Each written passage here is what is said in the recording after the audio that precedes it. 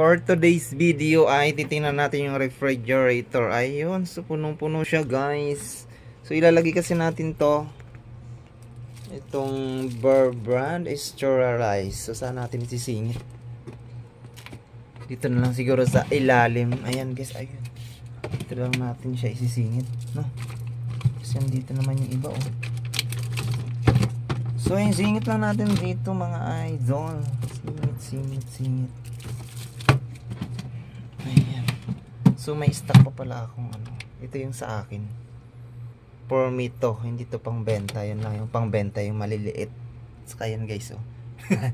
Meron akong stock ng mga chocolate.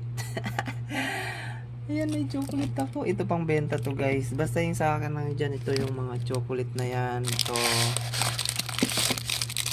binili ko yan kagabi. Tapos ito akin to. Ang dalawa yun oh. Ito pa yung isa. So yun lang ang akin. Yung the rest dyan, pang benta na yan, no, diba? So bye guys.